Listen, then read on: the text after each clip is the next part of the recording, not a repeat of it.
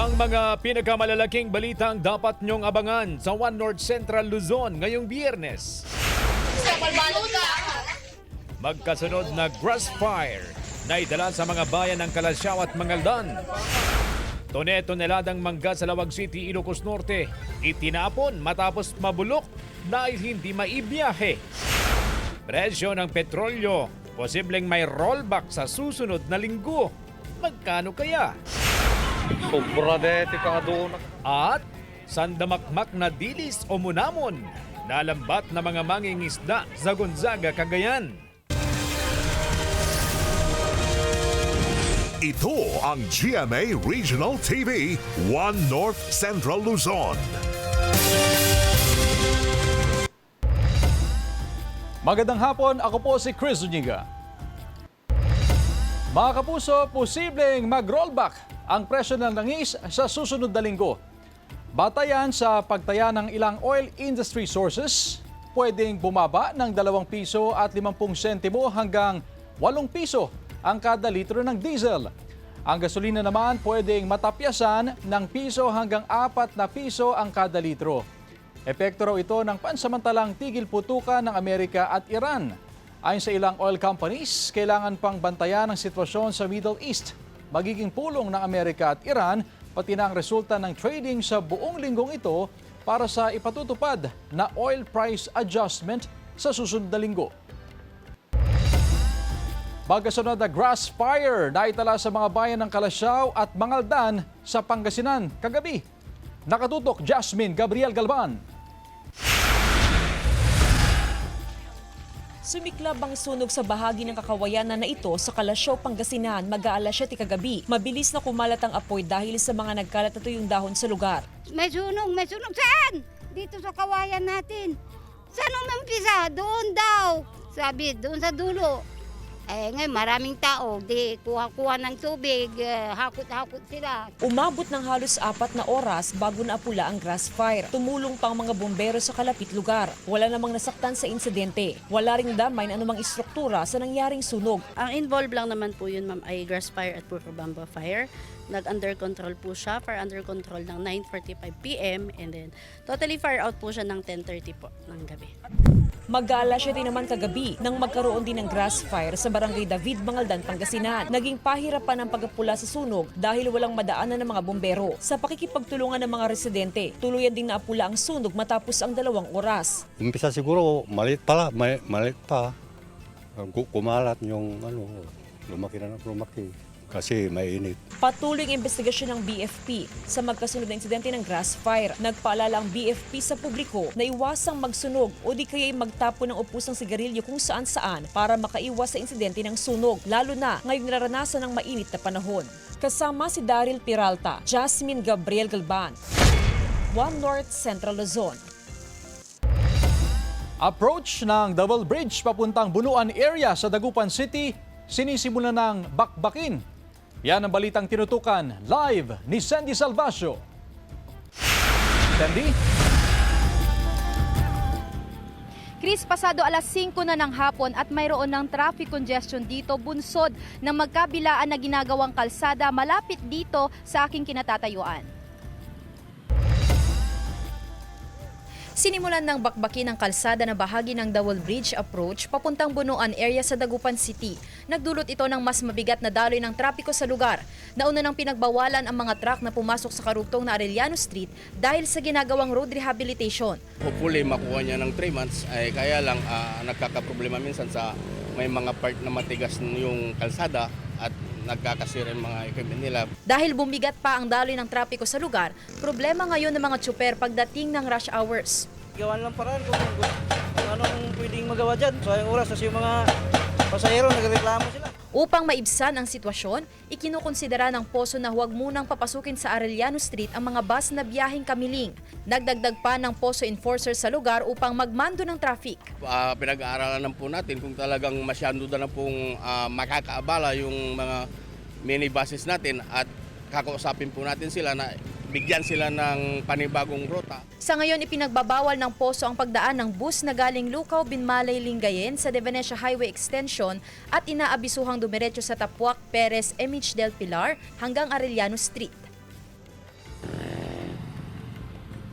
Chris, dagdag na abiso ng poso para sa mga truck na manggagaling ng Eastern Municipalities, mas mainam daw na dumaan sila ng A.B. Fernandez Street hanggang sa may Barangay Poblacion Oeste, papunta sa may New de Venecia Highway dahil nga ipinagbabawal ang kanilang pagdaan dito sa may Arellano Street. At panawagan din nila, Chris, sa mga motorista, huwag nang matigas ang ulo at sumunod na lang sa batas trapiko para hindi na dumagdag pa sa mabigat na daloy ng trapiko. Chris? Maraming salamat, Sandy Salvacio. 10 toneladang mangga itinapon na lamang sa Lawag City, Ilocos Norte matapos na mabulok dahil hindi maibiyahe. Ang detalye sa report ni CJ Torida. Nanghihinayang ang ilang mango growers sa Lawag City dahil sa pagkasira ng tone-toneladang ani nilang mangga. Limitado lang daw kasi ang naibibiyahe nila sa Maynila dahil sa sobrang taas ng presyo ng gasolina. Nabubulok na ang iba kaya itinatapon na lang. Ayon sa magsasaka, ang dating 20,000 pesos na gastos sa gasolina sa kada truck, ngayon pumapalo na sa 50,000 pesos. Dati raw 3 truck kada araw ang nagbibiyahe ng mga produkto, pero 1 truck na lang ngayon. Malaking lugi raw kung ipilit ang 3 biyahe kada araw. Ang dami ng harvest, halos mahinog na lahat sa puno. Hindi na namin maibiyahe dahil kinukwenta namin, lugi na kami. Umabot na raw sa 10 toneladang mangga ang nasira. Ibinebenta na lang daw ang iba sa local market pero matumal pa rin ang bentahan, kaya nasasayang lang din ang iba. Nangangamba rin ang iba pang mango grower dahil hirap silang maibenta ang kanilang produkto. Ayon sa Provincial Agriculture Office, mamimigay sila ng fuel subsidy sa mga magsasaka at tutulong din sa pagbiyahe sa mga produkto. CJ Torida, One North Central Luzon. Bilang naman ng kinakatay na baboy sa Bangaldan Slaughterhouse, nabawasan ng 50%. Narito ang report. Mula sa karaniwang 80 baboy, aabot na lang sa halos 40 baboy ang kinakatay araw-araw sa slaughterhouse ng Bangaldan, Pangasinan. Wala raw problema sa supply ng baboy. Yun nga lang, wala na halos bumabiyahe sa Pangasinan upang magdala ng supply dahil sa mataas na presyo ng produktong petrolyo. Yung mga biyahero, hindi sila nakikipagsapalaran na magbiyahe kung wala silang permanente na kukuha ng baboy. Kasi pag kukuha sila ng baboy at hindi kinuha ng mga meat dealer, nagdi-decrease yung timbang. Karamihan sa supply ng baboy na dinadala sa Bangaldan mula pa sa Bicol at Mindoro. Sa taas ng transportation cost, tumaas ng hanggang 40 pesos per kilo ang live weight fee ng baboy. Mula sa 180 pesos kada kilo ay nasa 225 pesos na ngayon. Pero maraming baboy, kaya lang ang mahal ng diesel, kaya walang bumibiyahe. Ang taas ng live weight namin ngayon. Sa sobrang taas ng bilihin na resulta ng patuloy na kaguluhan sa Middle East, ay nahihirapan na rin daw mag-budget ang mga consumer. Naku po, medyo mahirap na po mag-budget ngayon po. Lalo na may mga anak po, ang hirap pong i-budget. Hinahati-hati na lang, pang sahog-sahog na lang sa gulay. As of April 10, 2026, nasa 360 hanggang 370 pesos ang kada kilo ng karne ng baboy. Mas mataas ng 40 hanggang 50 pesos per kilo kumpara nung nakalipas na mga linggo. Kasama si Daryl Peralta, Jasmine Gabriel Galban, One North Central Luzon.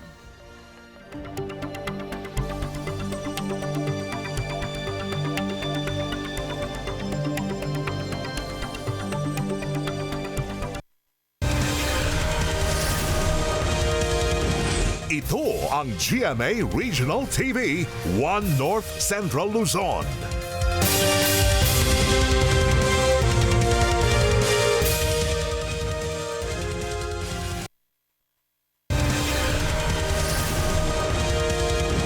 Ito ang GMA Regional TV, One North Central Luzon.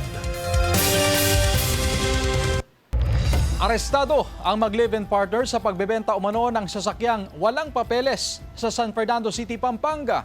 Tutukan sa report.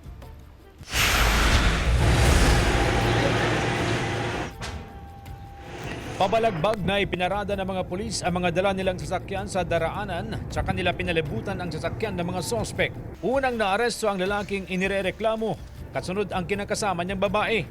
Ang entrapment operation na ito isinagawa ng PNP Highway Patrol Group sa isang parking lot ng isang commercial establishment sa San Fernando, Pampanga. Ayon sa HPG, sina alias Stuart at alias Tintin nagbebenta umano ng sasakyang walang kaukulang papeles at nabuking ito ng bentahan ng isang police asset. Ito po yung binerify dahil sobrang baba ng presyong ng kanyang bibili na sasakyan. Ito po yung kanya pong pina-check sa ating pong opisina. Lumabas sa investigasyon, wanted din pala ang dalawa sa nauuso umanong rent-tangay modus ngayon na ang kanilang umanong target, passenger vans na pang-excursion o yung pang-outing. Sasabihin po nila kung gagamitin sa bakasyon at renta ng 2, 3 hanggang 1 linggo at bibigyan ho ng malaking rental fee. Kung maaari po, maging mabusisi po kayo sa mga nagre-renta. Pag po kayong magpapadala sa kanilang matatamis na dila. Pero pag bumigay na ang nagpaparenta, hindi na ibabalik ang sasakyan. Wala pang pahayag ang mga suspect. Paalala ng pulisya para hindi mabiktima. Maging mausisa po tayo sa lahat ng bagay. Marapat lamang talagang hanapin po natin yung kanilang pong mga identification cards. Malaman din talaga natin yung kanilang mga permanent address. Meron pong makapag-install kayo ng GPS sa ating mga sasakyan. Upang i-prevent po natin at ma-monitor nyo po from time to time kung nasa na po ang galaw ng inyong sasakyan. CJ Torida, One North, Central Luzon.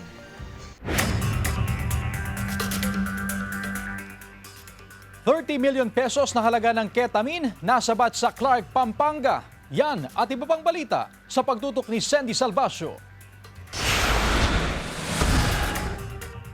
Nasabat ng Bureau of Customs Port of Clark katuwang ang PIDEA at Clark Interagency Task Force Against Illegal Drugs ang isang shipment na naglalaman ng ketamine na tinatayang nagkakahalaga ng mahigit ₱30 million. Ang shipment na idineklarang solar cables ay nagmula sa Netherlands at nakatakdang ipadala sa Pasig City. Pero nang buksan, natuklasan ng isang wooden cable spool na may nakapulupot na mga kable at nang baklasin, tumambad ang 6 na plastic pouch na naglalaman ng puting crystal substance. Agad naglabas ng warrant of seizure and detention laban sa shipment dahil sa paglabag sa Customs Modernization and Tariff Act at Comprehensive Dangerous Drugs Act. Matapos ang 3 buwan na pagmamanman, arestado ang 39 anyos na lalaki sa buy-bust operation ng Kalasyaw Police hapon noong Miyerkules. Kinilala ang suspect na si alias Openg at residente ng barangay Nalsyan. Dati na po siyang nakulong sa illegal na droga at ngayon is nahuli na naman po dito sa pagbibenta ng illegal na droga. May mga sinusundan po tayong mga parokyano niya at mga kasama niya. Nakumpiska mula sa suspect ang 149.1 na gramo ng hinihinalang shabu na may halagang mahigit ₱1 milyong. Nakuhanan din siya ng baril, mga bala at drug paraphernalia. Naharap sa kaukulang reklamo ang suspect na wala pang pahayag. Sa Dagupan City, arestado ang 24 anyos na lalaki na kabilang sa target list ng Philippine Drug Enforcement Agency. Sa buy-bust operation ng PNP at PIDEA sa barangay Mayombo, nakuhanan ang suspect ng humigit kumulang 6 na gramo ng hinihinalang shabu at tinatayang nagkakahalaga ng ₱40,800. Kung meron kayong alam na informasyon, lalong-lalo na po sa mga illegal activities sa drugs, huwag po kayong mag-atubili na sabihin po sa amin. Wala pang pahayag ang suspect na sinampahan na ng reklamong paglabag sa Comprehensive Dangerous Drugs Act of 2002. Sandy Salvacio, One North, Central Luzon. Aabot sa halos 13 ektaryang maisan sa Dilasag, Aurora ang apektado ng pag-atake ng harabas o fall army worms. Sa tala ng Municipal Agriculture Office, ang mga sakahan sa barangay Diagyan ang isa sa mga napuruhan ng mapaminsalang peste. Kadalasan daw na umaatake ang mga harabas sa mga sakahan na malapit sa bundok o matataas na lugar. Continuous planting ang isa sa mga nakikitang dahilan ng otoridad kaya hindi mawala ang breeding life cycle ng mga harabas. Payo ng otoridad sa mga corn farmer, subukan ng planting pattern na base sa pag-aaral upang masawata ang mga ganitong uri ng peste. Dumadaing naman ang ilang magsasaka sa Lawag City, Ilocos Norte dahil sa patuloy na pagtaas ng presyo ng gasolina na ginagamit nila sa water pump upang mapatubigan ang kanilang mga pananim. Natutuyo na raw kasi ang kanilang mga pananim dahil sa kakulangan ng patubig. Ang ilang pananim na mais nagsimula ng mamuti at hindi na maganda ang paglaki dahil kulang sa patubig. Nagtitipid na raw kasi sa paggamit ng water pump dahil dumoble na ang presyo ng gasolina. Dagdag pa ng mga magsasaka, wala na ring sapat na supply ng tubig mula sa irigasyon kaya umaasa na lamang sila sa water pump upang maisalba ang kanilang mga tanim. Ang iba, hindi na raw muna magtatanim dahil sa mahal na gastusin sa paggamit ng water pump para sa patubig. Yung dati-dati na ginagamit namin na 10 liters lang nagiging doble na. Kaya mahirap sir, lalo na sa panahon ngayon, talagang tuyong-tuyo na yung ano natin, yung lupa natin, kaya ang hirap.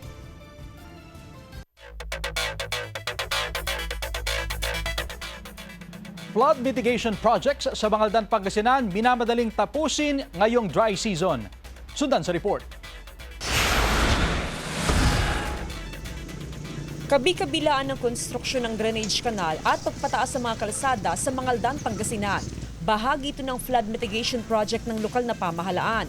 80% ng mga proyekto sinimulan na ngayong nararanasan ng mainit na panahon. Ito ay part pa rin ng ating flood mitigation projects, lalo na dito sa bandang norte ng ating bayan like along Poblacion and Salay. Kasi dito ang may binabagsakan ng tubig. Prioridad ng LGU ang mga low-lying area sa bayan, tulad ng Barangay Poblacion. Halos 4 na milyong piso mula sa Development Fund ang nilaan para sa pagsaayos ng barangay road at konstruksyon ng drainage canal. Bukod sa mga residente, malaking tulong ang proyekto sa mga motorista dahil nagsisilbing alternative route ang ginagawang daan. Target na matapos ang mga proyekto bago ang tag-ulan sa Hunyo. Regular ang pakikipag-usap ng LGU sa mga kontraktor ng proyekto para matiyak na matapos at may turnover ang proyekto sa tinakdang araw. Kasama si Daryl Piralta, Jasmine Gabriel Galban, One North Central Luzon. Lumakas bilang tropical storm ang bagyong nasa labas ng Philippine Area of Responsibility. Huli itong namataan kaninang umaga sa layong 2,730 kilometers silangan ng northeastern Mindanao. Pa-south-southwest ang kilos nito sa bilis na 10 kilometers per hour. Posibleng sa susunod na linggo ay mas lumapit o pumasok ito sa PAR. At kung matuloy ay tatawaging Bagyong Kaloy. Mababa pa naman ang tsansa nitong mag-landfall o tumama sa anumang bahagi ng bansa. Pwede pang magkaroon ng pagbabago kaya umantabay sa updates. Ridge ng high pressure pa rin ang makakaapekto ngayon sa northern at central Luzon, habang easterlies naman sa iba pang lugar sa bansa. Sa datos ng Metro Weather, may tsansa ng kalat-kalat na ulan sa Zambales, Tarlac, Pampanga at Ilocos Region. Posible rin na ulan sa iba pang rehiyon. Samantala, sandamakmak na dilis o munamon na lambat ng mga mangingisda sa Gonzaga, Cagayan. Silipin sa report ni Joel Fernandez. Sa kabila ng mahal na presyo ng petrolyo, abay mukhang naka-jackpot ang mga mangingisdang ito sa Gonzaga, Cagayan. Sandamakmak ng munamon o dilis ang kanilang nalambat. Pinagtulungan ng mga mangingisdang hilain ang lambat sa Pampang. Ayon sa video uploader, batid nilang hirap ang karamihan sa kanila sa pagpalaot dahil sa mataas na presyo ng produktong petrolyo. Pero laking tuwa nila sa biyaya ng dagat. Naglalaro mula 150 pesos pataas ang per kilo ng munamon o dilis sa mga pamilihan. Isang dambuhalang butanding ang aksidenteng nasama sa lambat ng ilang mangingisda sa Gonzaga, Cagayan. Nasama umano ang butanding sa lambat habang hinihila ito ng mga mangingisda sa Pampang. Wala namang nakitang sugat ang butanding. Agad din itong pinakawalan sa dagat. Isang green sea turtle ang nasagip matapos aksidenteng malambat ng isang mangingisda sa barangay Dipolo, Dinapigue, Isabela. Agad naman itong ipinagbigay alam sa Department of Environment and Natural Resources Office, Isabela. Matapos ang assessment at matiyak na nasa maayos na kondisyon ng pawikan, pinakawalan din ito sa dagat. Joel Fernandez, One North Central Luzon. Ito ang GMA Regional TV, One North Central Luzon.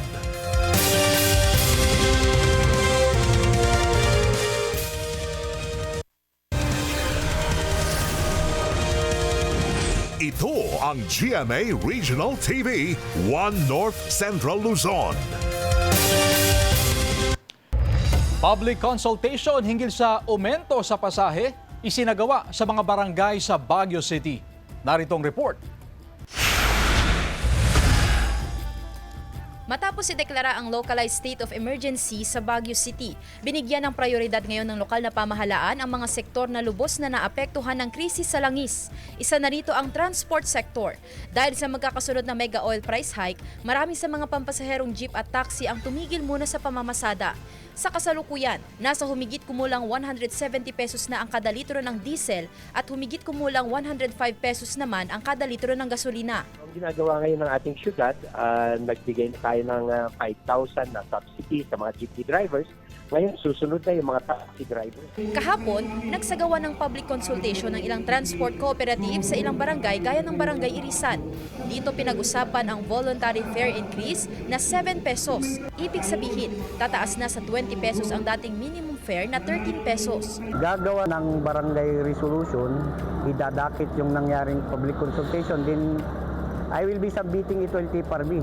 Then we will implement. A-approve man o hindi ang LTFRB Baguio Regional Office, mag-i-implement kami.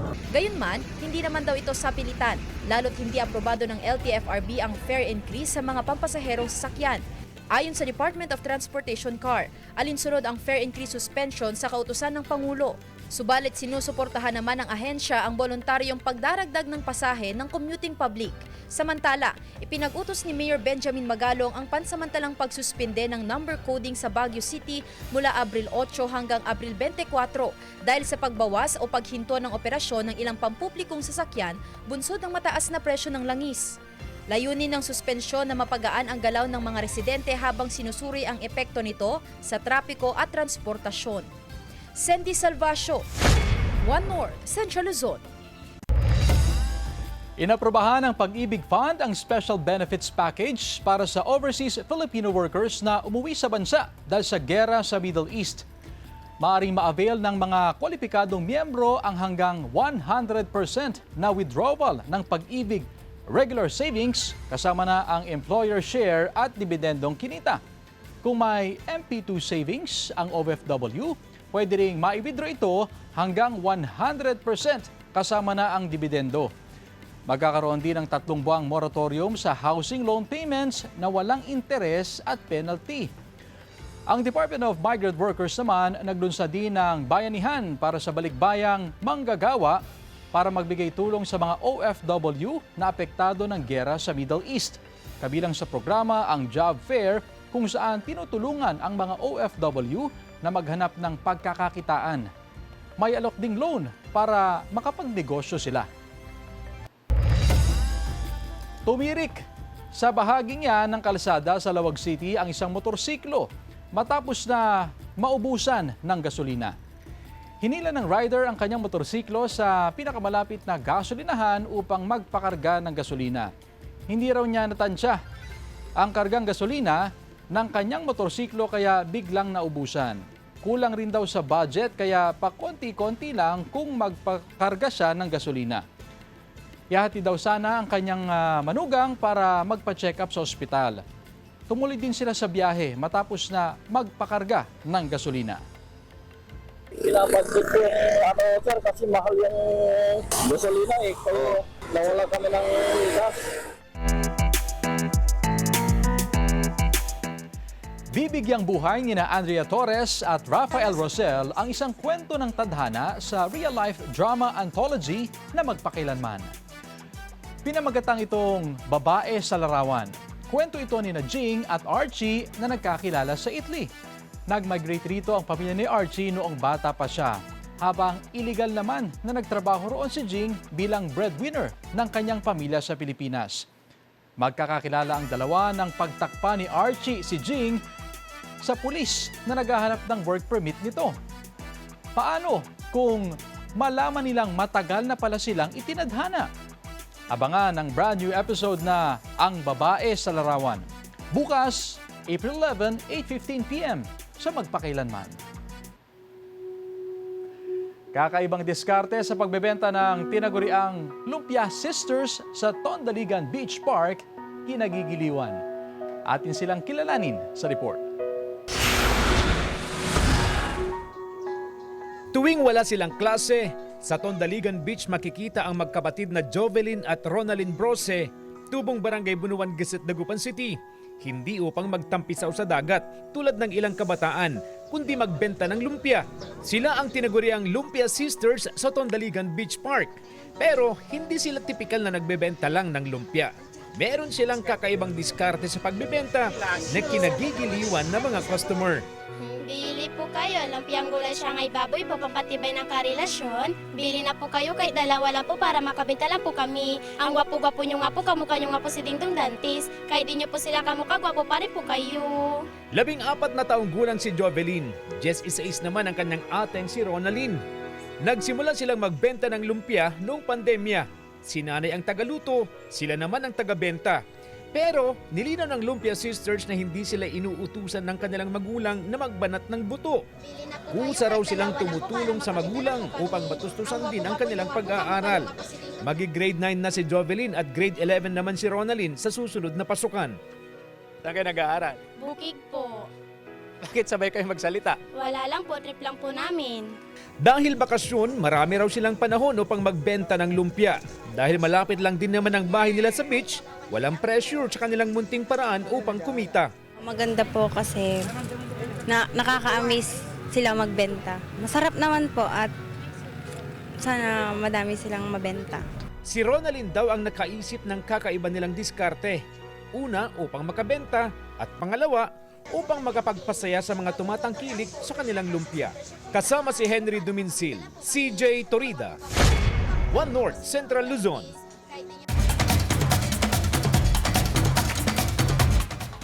Libo-libong piraso ng tilapia ang sabay-sabay na inihaw sa Rambakan Festival ng Lamut Ifugao noong Miyerkules. Nakisa sa selebrasyon ang lahat ng 18 barangay ng bayan upang ipakita ang pagkakaisa ng mga mamamayan. Bawat barangay nagdala ng tig 20 kilos ng tilapia, inihaw at libreng ipinakain sa mga dumalo sa pagdiriwang. Kilala ang bayan ng Lamut sa produksyon ng tilapia sa Ifugao, maliban sa Alfonso Lista at Aguinaldo na pare-parehong malapit sa Magat Dam sa Isabela. Eksena naman sa isang graduation ceremony ang batang awardee na nagparol sa stage. Nagpagulong-gulong saka tumayo sa stage si Christoph Julian Gramata para kunin ang kanyang Little Teacher Award. Kuha yan sa moving up ceremony sa Pasig nang magtapos siya sa kindergarten. Kwento ng kanyang Mommy Jelly, nagulat na lamang siya nang makitang gumugulong si Christoph sa stage. Ang video na yan na certified role model na si Christoph may 1.1 million views at mahigit 200,000 na ang likes online. Samantala, mapapanood niyo po ang episode na ito at iba pang pinakahuling lokal na balita sa official website ng GMA Regional TV, www.gmaregionaltv.com. Pwede rin kayong bumisita sa aming official YouTube channel, GMA Regional TV, at i-click ang subscribe button para sa pinaka-maiinit na balita mula sa mga rehiyon. At yan ang mga pinakamalaki at pinakahuling balita sa Hilaga at Gitnang Luzon. Maraming salamat mga kapuso, pati na ang mga kapuso natin abroad. Ako po si Chris Zuniga. Kami, ang GMA Regional TV, One North Central Luzon. Walang kinikilingan, walang pinoprotektahan. Noon at ngayon, serbisyong totoo.